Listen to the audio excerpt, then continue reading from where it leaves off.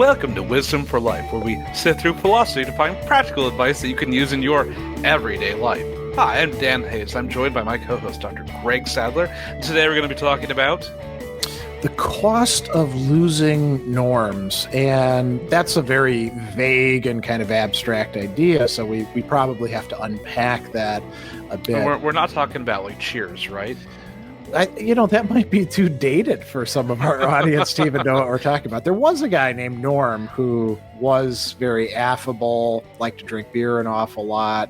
I guess his life wasn't great, but everybody loved him. Yeah, we're not talking about that. We're talking about, social, political, business, all sorts of norms, things that we feel are right and you should do things this way or you shouldn't do things this way, and they require sort of what would you call it, an environment of trust, of thinking that people are going to do these things or believe in these things. And what we're seeing happen right now is an unraveling of these right in front of our eyes. And it's not like it just happened overnight, but the current administration that we're in seems to, what is that motto that some of the tech bros had, move fast and break crap or something like that? Do you remember? That was the motto of Facebook for a while.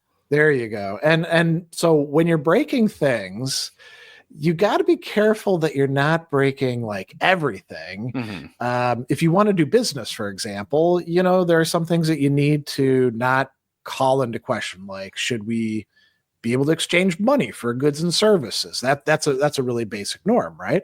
But you could take that away. Right now, I don't think that one is in danger of being taken away.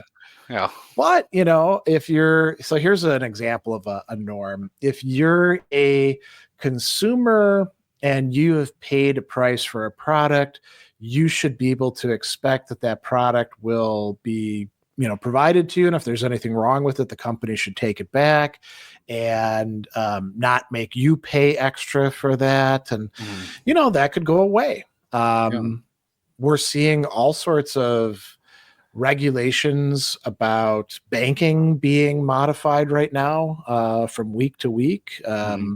Student loans, big topic of debate for a lot of people. The programs that we're providing, lower interest rates, amnesty, regulating these things, getting pulled apart as well. So it's a significant issue. There was it was just a norm, but I think in part it was like it wasn't ever feasible to not do it any other way. But pricing of products, especially in a physical store, you have to there's laws that say you have to have a price on the product, and it can't be a different one when you get to the register. Right? But, yeah. Nowadays, there's all these new ways of, hey, it's going to be hot outside, so let's have some digital price tags, and we're going to up the cost of ice cream and other things in response to that. There's a name for that when it comes to Uber is doing that. Is it peak pricing? Or surge pricing? Yeah. Surge. Yeah. There you go. Yeah. It's interesting. It reminds me, and we'll get back to talking about norms, but there was a book that we had to read back in high school, and it was called The Octopus by Frank Norris. And it was, from the time when there was very little regulation of these robber barons doing whatever they wanted, and farmers needed to use the railroads to get their products to market. And so they'd bring all their grain or whatever it was, wheat, corn, and they would get to the railroad station, and the railroad people would say, well, we'll give you this amount of money for it. And the farmer would be like, well, that's way too low. I'm not even breaking even on this. I'm going to have to go into debt. And they're like, well, that's not our problem. And I remember there was a passage where a farmer gets really upset, and he's like, how can you people do this? He doesn't say this is unethical, but he's essentially saying it's not right. And then he says, how do you set these standards for the price? And the railroad guy looks at him and he says, here's the line: all the traffic can bear, meaning whatever we can squeeze out of you is what we're going to do. Now, when you do stuff like that, you may get away with it the first time. You may get away with it for a while, exploiting people like that. But after a while, people are like, well, I don't trust you. Why should I even bring my stuff here? And that is, a significant problem. The biggest problem is that it's not just a problem for the railroad and the farmer, but also the people who don't get the food, right? Right. And so, it's Vanderbilt and Jay Gould and the others, in other industries at the time. But they corner the market. They make underhanded business deals. They change the terms of the deal at the last second. And what are you going to do? Let your food, your crop rot here, or are you going to sell it to me for whatever whatever I say? Eventually, a lot of them got prosecuted, and this kind of brought in eventually the era of the muckrakers, and you got Teddy Roosevelt and whatnot. Led to unionization as well, and co-ops and stuff like that. So we're in a weird time. I think that we Americans have kind of had it good for quite a while. Not so good as in earlier periods in some things, right? I mean, college, of course, and education costs have gone way up. Healthcare costs have gone, way up much faster than the rate of inflation. But we could count on some things at least being, if things aren't great, at least they'll continue on as they are. And right now, I mean, there's so much chaos being generated by the new administration, and it's not just in the government, it's also in the law, business, which we're going to talk a lot about today, education, policing, travel, media, healthcare, all these areas of our lives that really matter. And so a lot of the things that we could take for granted are now being called into question. And the worst part of it is, at a certain point, you're like, well, if they can do this, why couldn't they also change this and this and this and this? So it leads for a lot of people to a kind of global uncertainty. And, this has been going on for quite a while in some of these areas, but it seems like it's just, now it's dialed up to 10. Or maybe, Spinal Tap up to 11. And, we're seeing that people are breaking laws and freezing, allocated money, setting aside judges' verdicts, doing whatever they want to, seemingly without any consequences for them, but lots of consequences for everybody else. Just here in the Milwaukee area, all these freezes that went through have massively affected the Milwaukee County and the Milwaukee city government, because they can't be sure if federal money is going to come in, and so then they have to hold on to things. And so what does this do for us little people? You could say, well, we become aware that the system doesn't look all that fair, and the people up on top don't seem to be all that, motivated to help all the rest of us, even when they say they are. And it kind of looks like there's not a lot holding back bad actors, except for the trust that we had that they would be stopped or criticized or prosecuted or stuff like that. So I think for a lot of people, and this has happened historically over and over and over again, it produces a kind of powerlessness, a sense that what I do doesn't really matter. Somebody could come along and take stuff away from me, and nobody's going to help me. And we see situations like this all the time in times of chaos and breakdown. Maybe it'll result in a shift to a new kind of order, or maybe not. Maybe it'll just be chaos for a while. And so for people who haven't experienced or thought about this sort of thing, it produces a lot of emotions.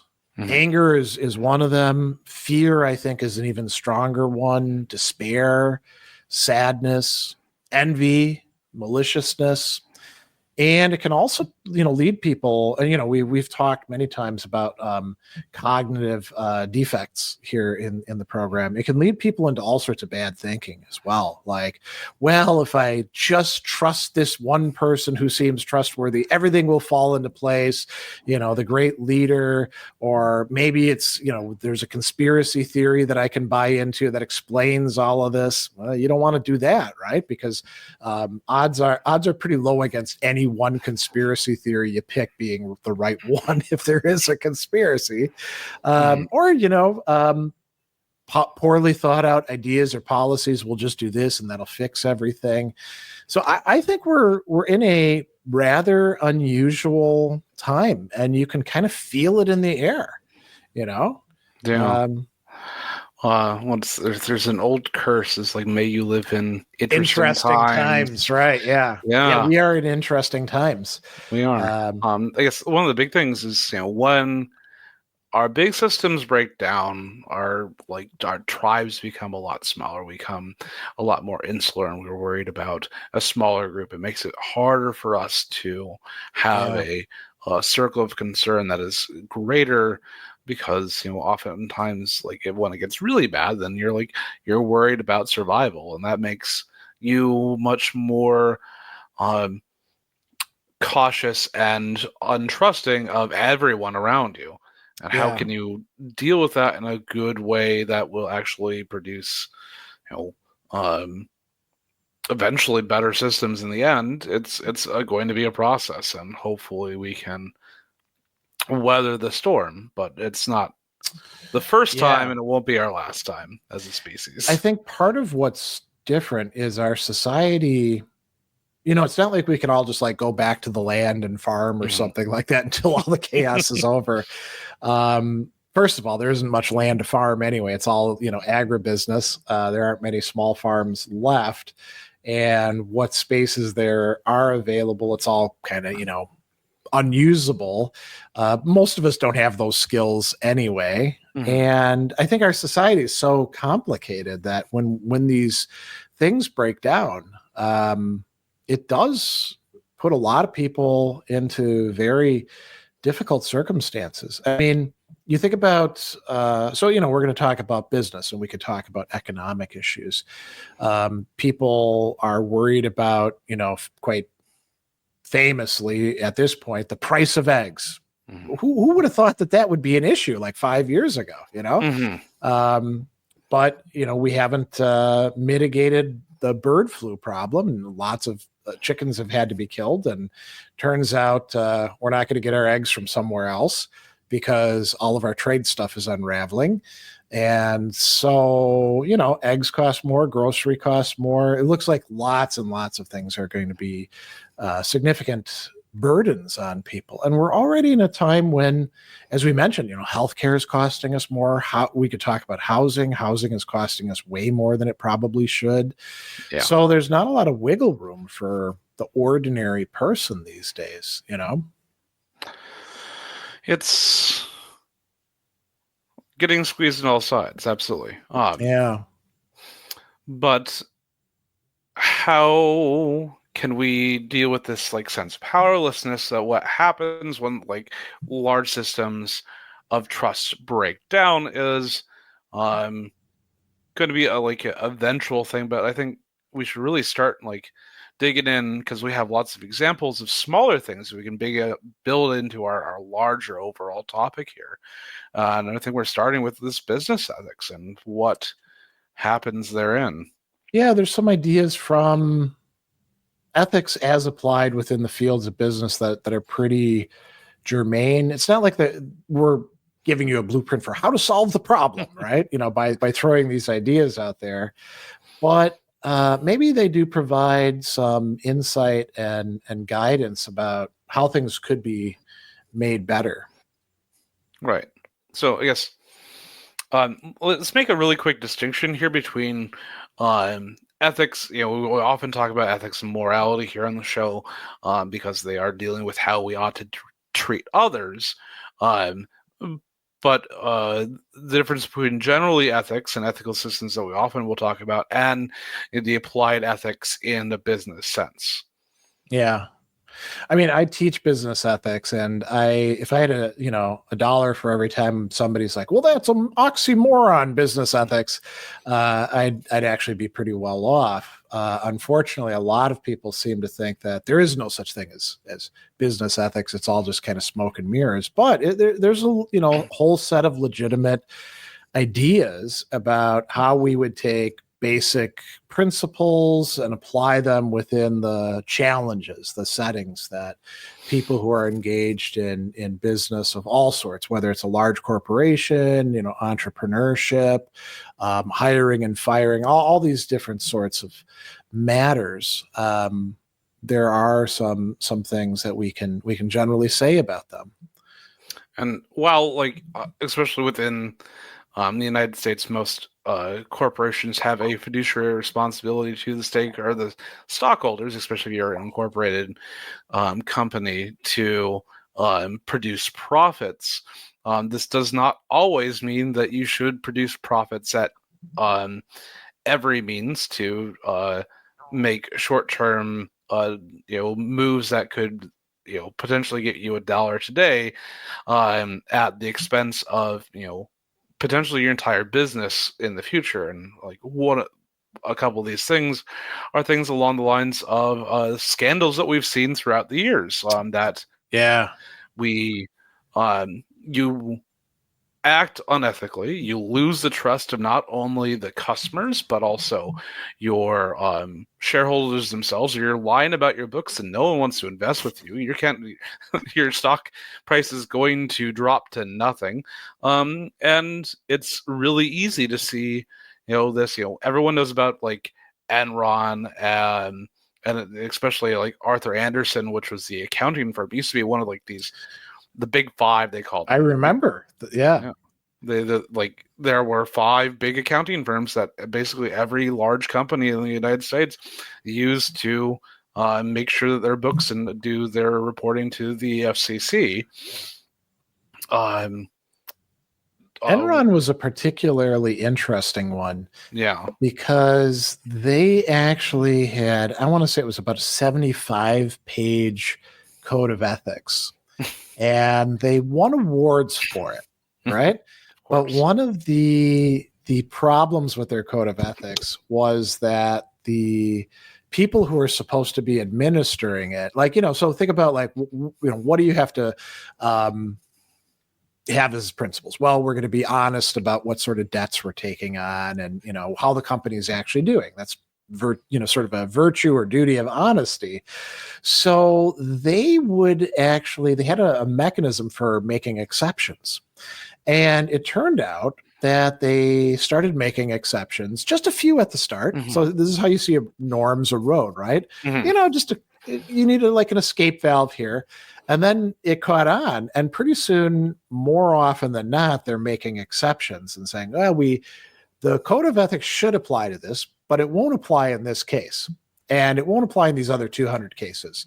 Mm-hmm. And, they started cooking the books, and pretty soon this debt was outsourced to other companies. The company looks a lot better than it is. They were telling their employees, hey, buy Enron stock because this is a great investment. Yeah. And you think about the callousness that's involved in that, how you're taking advantage of one major stakeholder, your employees. And so when Enron went down, they didn't just put people out of work. Their retirement accounts disappeared. And they were essentially wealth just disappeared from entire communities, I remember back in the day, there were people killing themselves because of. That's right. Yeah. Either what they did or, how their entire life savings went up in smoke. That shows you the seriousness of it, doesn't it? Mm-hmm. And it's not even they were doing this, but they're also covering up. Arthur Andersen was shredding documents once the investigation began. It was they just kept on shoveling it into the fire. Just their integrity just goes further and further down the tube. And it's interesting because even though that Arthur Andersen eventually got some of their charges reversed or acquitted at some time, their reputation had such a hit to it that no one wanted to actually have them. Like they couldn't stay in business at all. Yeah, and it's unsurprising. You have to get to a certain level of egregiousness before people in the business world will pull away from you, because a lot of times people will say, well, they're rough around the edges, they play fast and loose once in a while, maybe they do a few illegal things here and there, but it's pretty rare that people in the business world are like, I am a complete straight arrow, I will not deal with any of these what do you want to call them, roguish types. But once you cross a certain threshold, people are like, no way, man, I'm not trusting you with anything, and it would, we could say, well, that's great, that's the way it ought to be. One of the big problems in terms of norms, though, is when a company does that sort of thing, they're not just doing it on their own, and the damage is completely isolated to them. So take, for example, somebody goes to a hospital, and they belong to a hospital group, right? We've got all these large companies now. And so you go to one, we'll say, Ascension or Aurora Hospital, and you don't get the treatment that you want. Now you got a beef with the whole company, and you're like, well, they suck, and don't rely on them, and maybe you'll get sick and die there. But you're also kind of likely, and I'm not sure what the psychological mechanism is here, but you're also likely to take it out on other companies that have nothing to do with this original company and be like, yeah, they're all a bunch of crooks, man. And so we see this erode, if we see that, like, Arthur Andersen, an accounting firm, is doing crooked stuff, we can be like, well, maybe other accountants are doing this as well. How do we know? How can I be sure that, I don't know, Deloitte isn't doing this sort of thing? They're one of the other big firms. And I think that's a significant problem. And if you're in business yourself, you're like, oh man, if everyone else is cooking their books, then how can I stay in business if I'm not cooking my own books? Like, if everyone's cheating, then you have to cheat in order to stay up. Like, if there's no mechanism to actually tamp down this unethical behavior, it makes everyone more apt to do more unethical behavior. I was thinking about that as you were talking about the shrinking of the tribes and focusing on just, I'll take care of my people and screw everybody else. When that becomes like the new norm, people come to expect that, and they're like, well, why wouldn't I do that since everybody else is doing that? That's what's expected. And boy, if we get to that point, we are in so much trouble, because a complex technological society can't work on that basis. Like, and the opposite of this is things like, think of Otto von Bismarck, and he gathers up all the German principalities and little mini states, and that's a cohesion from many little kind of potentially warring principalities. There's always this like Machiavellian moving back and forth. But if you build a system that engenders trust and gets everyone on the same page, then it actually, and I guess I'll grab the European Union as another example. Yeah. How many centuries was Europe constantly at war with each other until they finally feels like, we can actually work together. The Bismarck thing is interesting. And I do want to say, we're not like, endorsing Prussian militarism or anything like this. But one thing you can say about him is that as the leader, I mean, officially the emperor is the leader, but Bismarck is the one who's actually making policy. He was good at seeing that you need to take the different groups within the society and figure out what's motivating them, what they need in order to feel like they're actually part of one big cohesive community, and they're not just being exploited or screwed over or dominated. So, Bismarck was not a socialist by any means, but he was in favor of Social Security, and why not? Because that is something that lets people say, well, I'll have a safety net. I will be able to take care of myself, when I'm old. I won't have to like be working, at 80 years old doing some crappy job that I until I die or something along those lines. That And was the so I first think social security system in the world, was it not?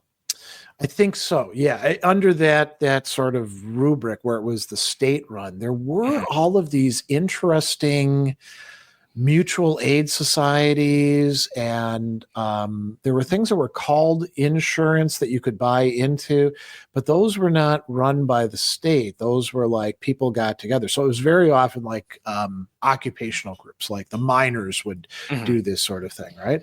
But yeah, Bismarck is one of the first people to suggest that should be done on a state basis. And now we kind of we took it for granted. There's people talking about taking Social Security away here in the United States now. And I think that is scaring the hell out of a lot of people because they're like, whoa, first of all, I've been paying into it and I won't see any of this money. But second, they're like, hey, my neighbor's on Social Security. What's going to happen to that poor guy if they take it away, Right.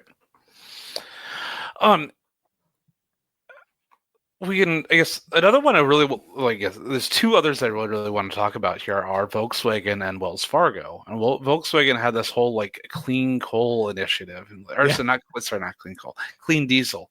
Yeah. And they set up both hardware and software in order to detect whenever a emissions test was happening, and it would change the mixture in the engine to produce emissions that would be significantly less than at normal runtime. And this started off small, but it got to a point where not only was it just like it wasn't just like one rogue executive and a couple engineers. It was whole teams, multiple international factories working together, suppliers and the OEM. It was a big, literally a conspiracy to make sure that they would be able to pass these emissions and sell these cars in a way that they would not have any other way.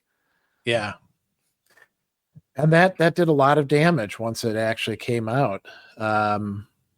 Their stock prices went way through the bottom, and they lost their customers. They lost both their investors and their customers, at least for quite a long time. They might have been able to come out of that, but it's 10 years later. I don't know if they're back to where they were 10 years ago. That's right. There are lasting effects. And, this is a bit of trivia. I actually, many, many years ago, dated a woman who was from Wolfsburg in Germany. And it's not, I'm not going to knock the city or anything like that, but it's known mostly for its Volkswagen plant.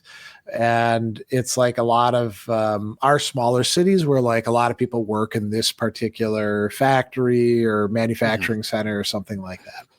And, you can well imagine that when the company's suffering, an entire city is suffering because people are out of work. There's less money to go around. It doesn't just affect those employees. Those employees have less purchasing power for all the other things that everybody else depends upon, I think this would be a great time for us to make a distinction between stockholders and stakeholders. Yeah. Go ahead and explain that. Most people know what stockholders are. They're the subset of stakeholders that the firm has a fiduciary responsibility of profitability to. They own stock in the company and they invest in it, expecting there to be a return on their investment. But stakeholders are the set of all the people that the firm affects.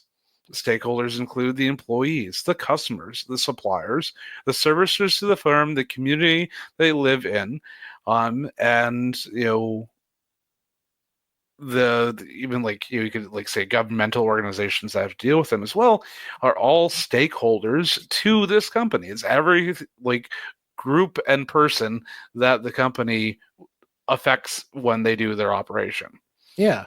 Now, some might be affected more than others, but the general idea is that you have some sort of ethical obligation as a company to do right by these other people, not just the people who happen to be owners of the company. And, it makes good sense. You think about, well, what makes a company actually work? You can't do it without employees. Even if we're going to like go to total automation and AIs and robots and stuff like that, you still got to treat the robots decently, right? I mean, maybe not. Well, at least that might maintain be a them. topic. Yeah. But customers, this is a huge problem in today's American economy.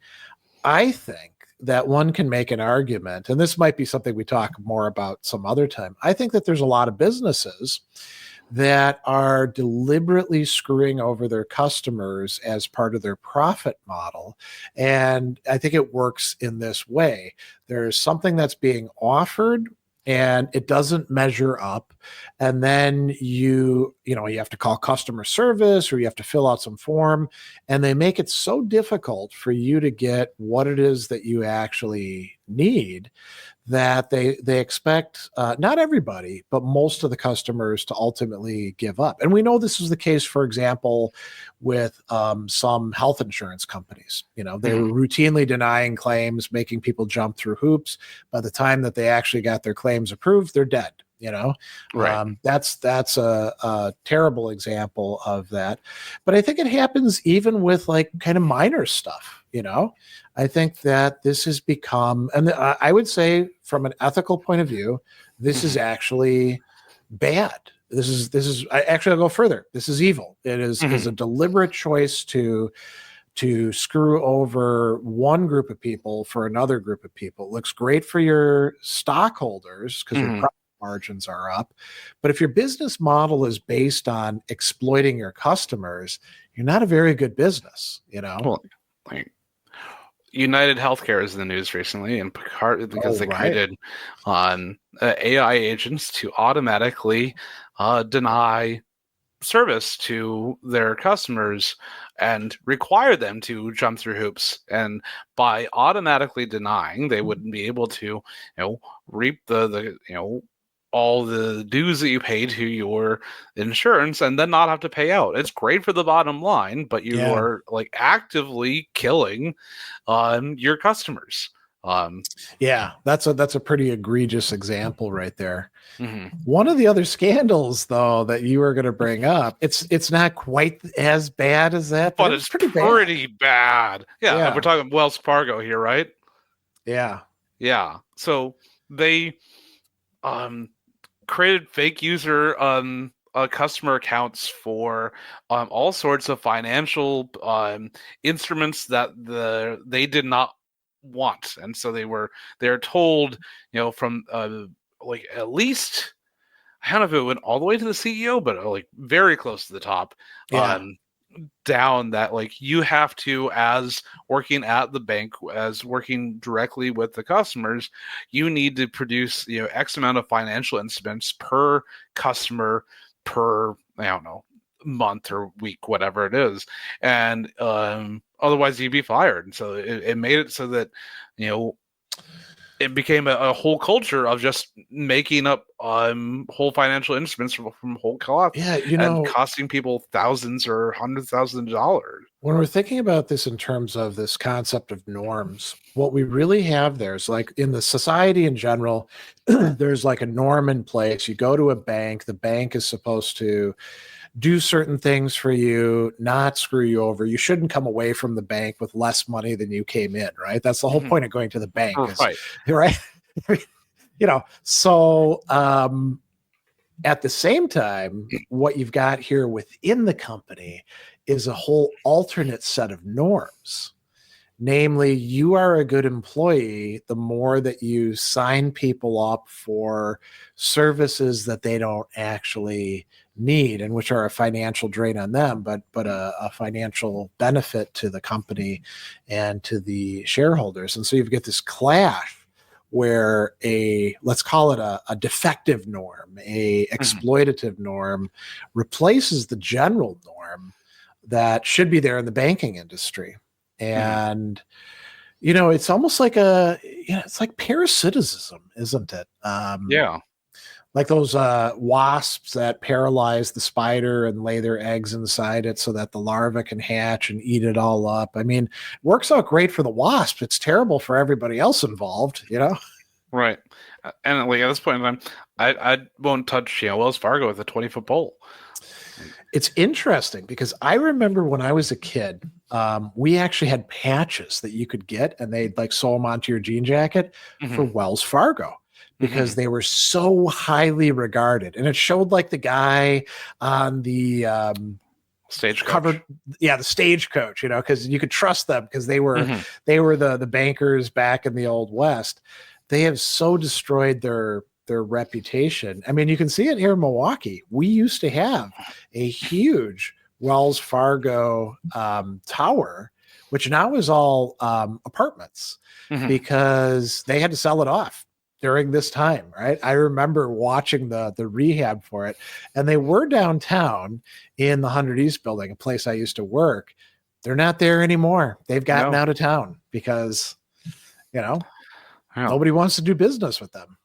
So, one businesses, buck ethical norms. They hurt all their stakeholders, not just their customers or their stockholders, but as you said, like in the community, if a whole company goes down and there's a company that like depends upon that factory or whatever, then it's going to take all those people down with them, and the ramifications of especially large ethical lapses have ripple effects that hit wide and far.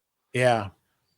Somebody might say, well, ethics, that's fine when you've got it as a luxury and you can be good to everybody. But, we just want people who can like make sure that the doors stay open and the lights are on and the widgets are getting churned out of the widget factory. It's not so simple a bifurcation as that. No. If your company, people are behaving unethically within it, you're not going to stay open that long. Things are going to break down. Everything's going to start costing more, as well as people that don't want to work for another ethical company are going to leave, and turnover costs are really high. Yeah. Like, if like the main reason people leave jobs is because they dislike their boss. If their boss is being unethical and they're like, oh shoot, he's gonna screw over that guy. How long is he gonna tell he's gonna screw over me? Yeah, I suspect another part of that. So, if you've got unethical bosses, that's bad. You don't want that, and it could just be like favoritism. There's also this concept that we call moral injury, where a person is called upon multiple times to do things that they know are morally wrong. And so some prime examples of where this happens is in warfare or in like triage medicine, and it takes a psychological toll on people. But if you're being told you need to, as an employee, screw over the customers, sooner or later, unless you're a sadist and you're like, yeah, I love doing this sort of thing, man. Most people are not that way. Most people don't like to have to say to people, yeah, you're not getting the services that you need. The company says no, and my job is on the line, so I have to go through this. And, if they don't leave the company, they certainly are not going to be dedicated employees. I remember before COVID, there was a number floating around. And now, can we trust these numbers 100%? Probably not, right? But it was saying something like 40% of employees in American corporations were what they called disengaged, meaning they couldn't care less about anything. Like that one guy in the office, I don't remember his name. Stapler guy? What's that? Stapler guy? No, not Office Space. The show, The Office. And he was just like, not my problem. I don't care, And he couldn't. Creed? It's probably Creed. Creed was the wild guy. I think Yeah. he actually still had some passion. This guy had zero passion left. Yeah, I know the guy. But I Whatever, mean, doesn't that's the way matter. a lot of employees are, you know. Yeah. And you know, it could be because the bosses are coming down on them and they're bad, or it could be moral injury, you know, Hmm. having to tell people bad stuff over and over again. Yeah. Because it's if you've ever seen the movie The Incredibles, the Oh yeah, Mr. Incredible's working in an yeah, insurance job, and he's being told to deny, or like to give him the runaround, and he eventually is like, man, I can't do this, and yeah. tells the lady, is like, if you do this form, you can actually get your insurance payout, and he gets in trouble for that, and that's one of his last straws. He can't take that anymore. That's a great example. Yeah. So, but I do want to like run through a number of other injuries that you have to your business if you are of low ethical standards. Like if it goes down to the point where you need to start uh, taking bribes in order to get things done, the cost of bribes is going to eat into your profit. Yeah.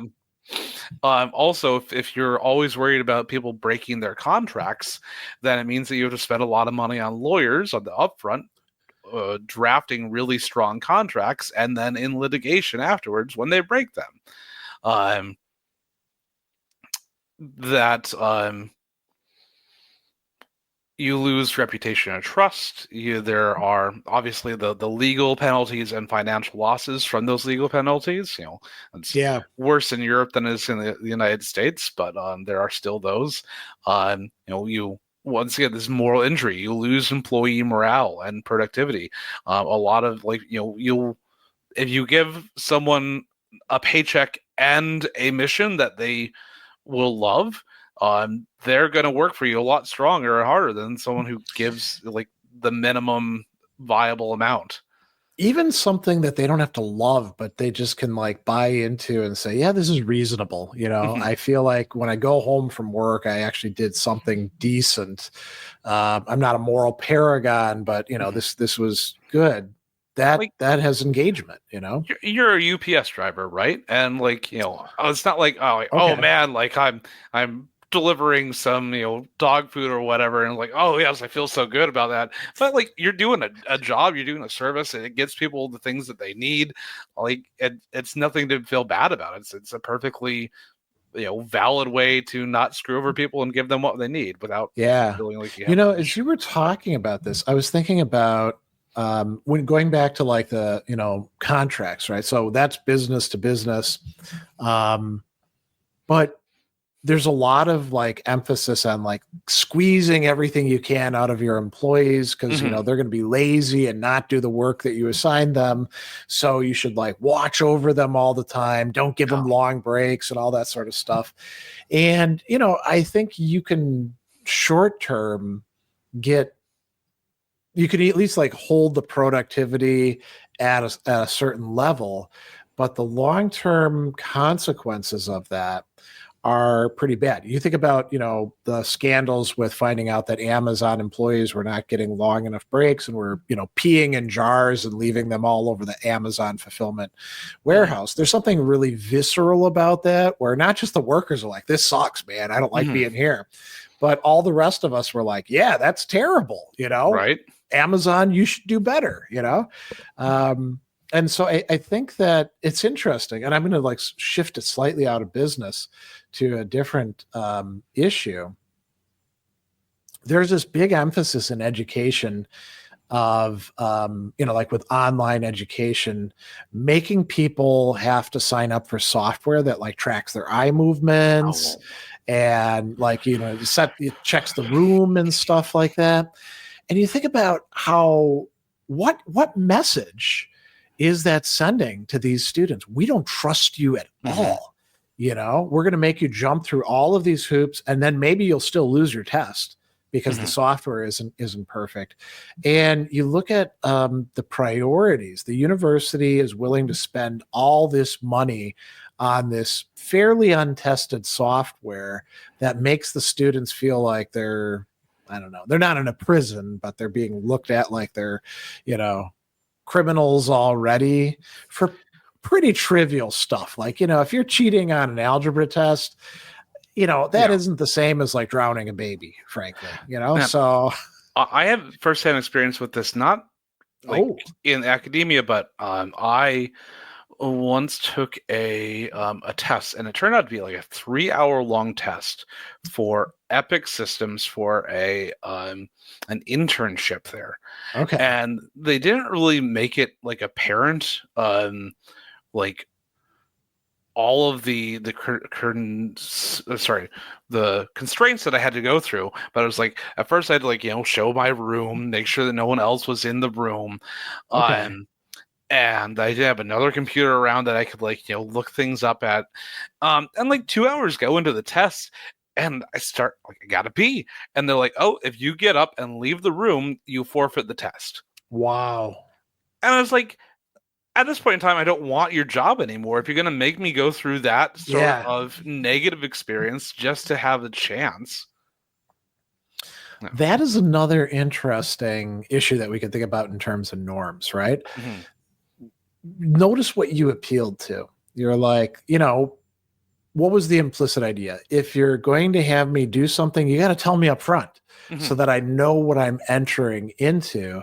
And if you're going to change the deal or reveal new features of it, like, nope, you can't get up, Mm-hmm. There's something off about that. And what would make them think, that's okay? Right. I think in a lot of cases, what we have are, again, bad, procedures, norms, assumptions. Well, you're applying for the job, so obviously you're going to jump through any hoop that we require you to. Right. When you see stuff like that, like you pointed out, you're like, well, hell, I don't want to work for you. I mean, if you're like this before I actually get hired, what are you going to be like when I'm actually dependent on you for a paycheck? Right. So this, I really love to come into our Kantian business ethics here, and how we can take at least some of these, moral systems that we've very much talked about a lot in the past, and kind of apply it to business ethics herein. And I guess I know that you are fairly familiar with this. What was your initial thought when you looked at this? That's an interesting question, because when you're looking at business ethics, right, mm-hmm. as opposed to some other applied fields like medical ethics, where they're not into utilitarianism there. Business ethics people tend to be like, egoism. Hey, do whatever is good for you or good for the firm. Mm-hmm. Utilitarianism, we got to do what's good for society, do cost benefit analysis. We know how these sorts of things work. Or they like to have rules, but they don't like, really complicated, abstract rules. And when you hear about Immanuel Kant, he's an important person in ethics, but it's not an automatic, easy sell that like, well, we should all follow the categorical imperative. Business people, their eyes tend to glaze over when they hear stuff like that. And they also... Categorical what now? Yeah, they also are like, wait a second, there's no exceptions whatsoever. What if you get into this kind of case? What if you get into this kind of case? Mm-hmm. So when I found out that this guy, Norman Bowie, not only had articles about Kantian business ethics and even Kantian capitalism, mm-hmm. but wrote entire books about it, I was like, come on, or I'm going to have to see what this stuff is, right? So I started reading it, and it's interesting because he does a great job in explaining how these very, very abstract principles would play themselves out within situations that we can all relate to. And I think the first formulation of the categorical imperative, which has to do with universalization, is tying directly into this problem of erosion of norms, and saying, well, what happens when you've got a norm in place and people start making exceptions and not following it? What is the actual consequence of that? Kant was like, well, you'll have a logical contradiction, and that's not what business people care about. So, like, actually, Kant uses a business example early on.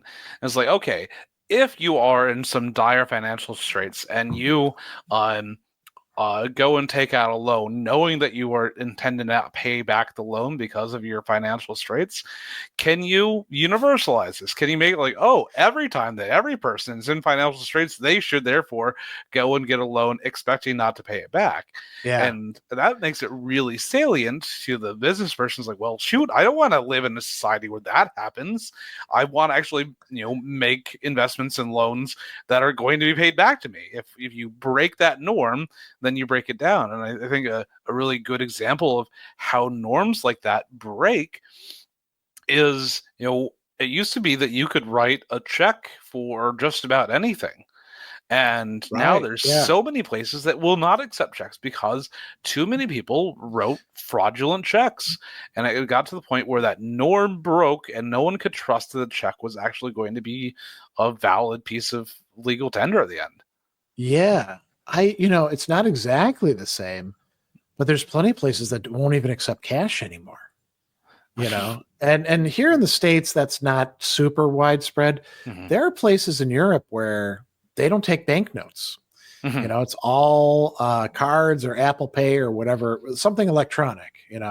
I know that Modi worked really hard in India to do that in order to Oh, cut down on bribes.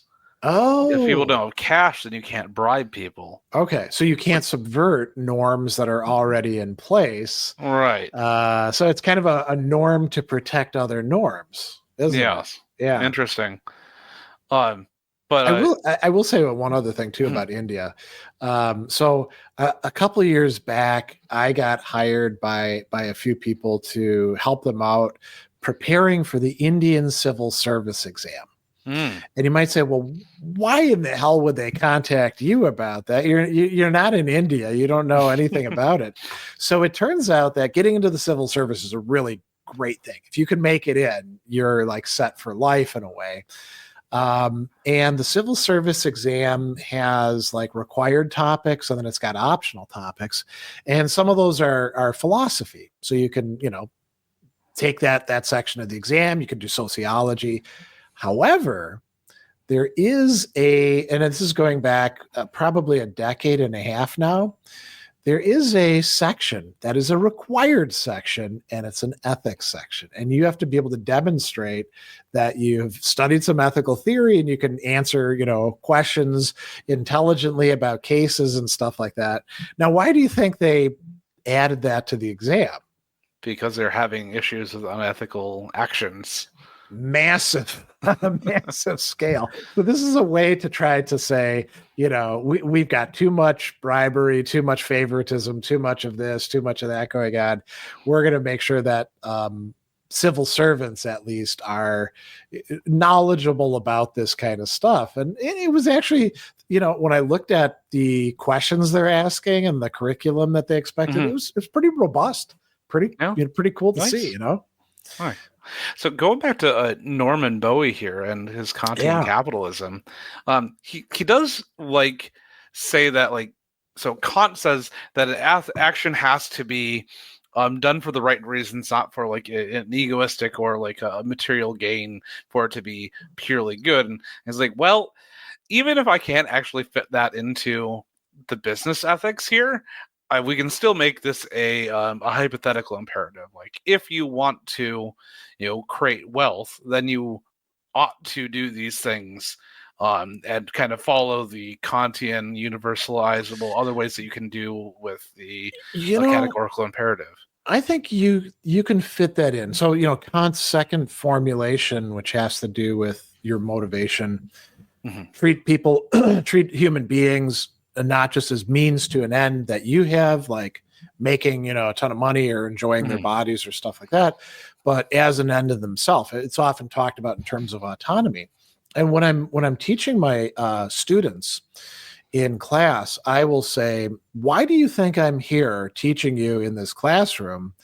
Is it just out of the goodness of my own heart, the fact that I want you to study ethics and that's great? Or do you think it's because I'm getting a paycheck? And they'll say, well, you're getting paid, so that's why you're actually showing up here. And I'll be like, well, am I not just treating you as means then? And they'll say, well, no, because we're getting something valuable out of it. And then I start going through other examples. Well, what if I showed up and I didn't actually teach you? I just do some song and dance, maybe show you some movies. Remember? Yeah, that? right. Like the terrible teachers that always just show you a movie and you wouldn't learn anything. They'd be like, well, then you would be using us just as a means. And I think we could say this about how do you treat your customers? Are you going back to that thing, are you setting it up to make it difficult for them to get what they paid for? Treating them as a mere means or resource to extort? Are you trying to make their lives better? Right. And you don't have to be like doing anything super dramatic to be benefiting somebody, Like you pick up trash. Like, yeah, I didn't want to pick up the trash, but I'll pay you to pick up the trash. I'm providing a service. You get something out of it, I get something out of it. Like, yeah, or making a good taco, Oh yeah, I love good taco. Tiny little thing, right? And it can brighten somebody's day up. And so he goes forward to talk about meaningful work, and that, like, if you're using people not as ends to themselves, but are merely a means to an end, but ends in themselves, then you have a duty to your employees to, not make their work the most monotonous and pull every ounce of,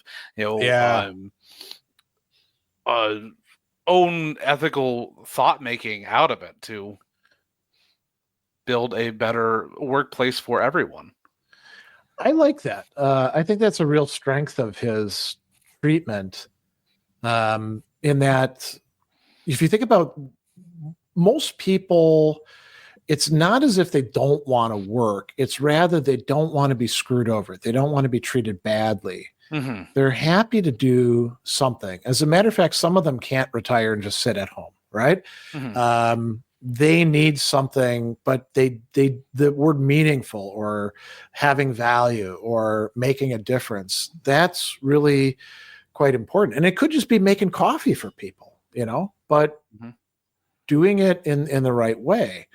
So businesses, should be setting this up as a possibility. Now, are all of these things like, business people will hear this and they'll be like, now I know exactly what I've been doing wrong and I need to fix all this. No, it's not as simple as that, obviously, right? But these provide us with, I would say, some useful guidelines. How do you envision this being made use of? I think it makes people actually want to work. Like, we were talking about like all these people that don't care about their jobs at all, and they're just doing it for the pay. Like they're doing the bare minimum. But it's like are you living or are you thriving? That's kind of like the difference that it goes through. Are you scraping by or not? And yes, we're social creatures, and we try to create systems that meet both our material and our social and psychological ends. And if we don't have systems that produce for those systems tend to crumble and fall. Yeah, so the erosion of norms that we're going through now, to bring it back to our overarching topic, posing us with some real challenges and crises, you could say. And if we're not finding leaders that can actually do that, we should find new, better leaders that hopefully can walk that walk. But that's a good point, yeah. Come to the end of our hour today, so we leave you with the words of Marie Carey Ross. Quote, "When people don't trust each other, everything is slow and takes a million meetings."